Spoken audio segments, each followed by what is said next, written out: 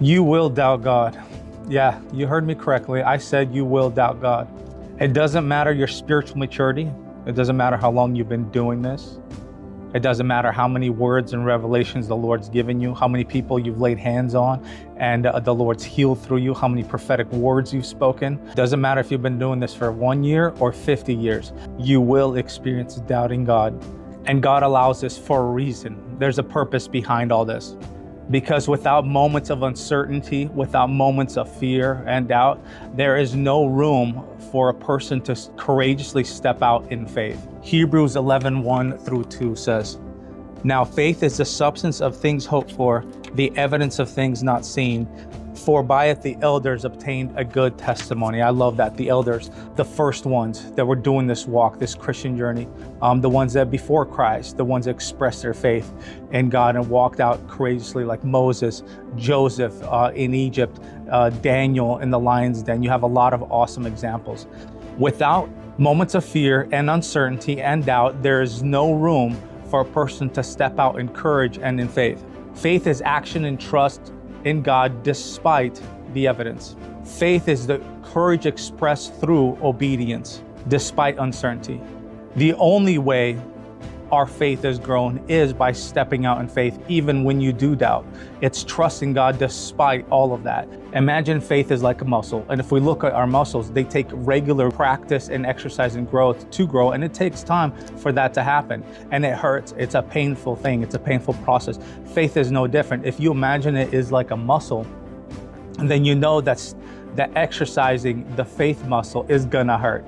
It's gonna be challenging. It's gonna require regular practice in order to grow. As such, expect every single word and revelation from the Lord that He gives you to have enough room in there for you to exercise your faith, which means there's gonna be room to doubt. It doesn't matter how many words from the Lord you've gotten, how many times you've heard His voice. Every single time, the more important the word and the impact in your life, the more of a factor this is going to be. God's always going to leave room in there for you to exercise your faith, because the Bible also says that without faith, it is impossible to please God. So He gives us the room to exercise our faith. Myself, for instance, the Lord told me to go to Ukraine. I didn't know exactly the reason. I didn't know for how long. I didn't know where I was going to stay. But before I went, on the couple months leading up to it, I prayed and asked for revelations and words from the Lord about this trip.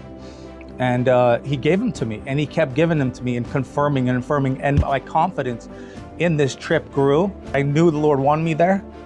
But the thing is that it still required a ton of obedience and trust and faith to step on that plane, leave everything behind, and go to a country I haven't been since I was a child, that I don't speak the language, that's in the middle of a war, and I could get drafted into that war, which, if that's what the Lord wanted, I was willing to do.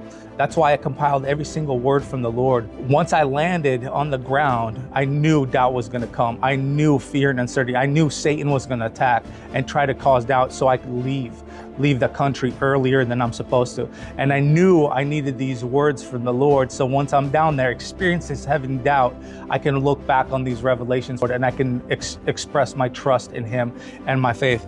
As such, expect every single word and revelation the Lord personally gives you about you and about your purpose journey to have room for you to exercise faith. There will be uncertainty, a ton of it, and it will always require courage to obey, because without it, you can't please God. Welcome every single one of these moments of doubt and uncertainty as a choice for you to make to put your faith and trust in God. A choice for you to obey the things He told you, despite how it looks, despite the risks. Because I'll tell you what, everything about this purpose journey is a choice. It's your choice daily. If you want to get there, if you want to live in it, if you want to thrive in it, it will be a daily choice that you will have to make. And it's one that you make between you and God. This is how the elders obtained a good testimony, and this is how you will too.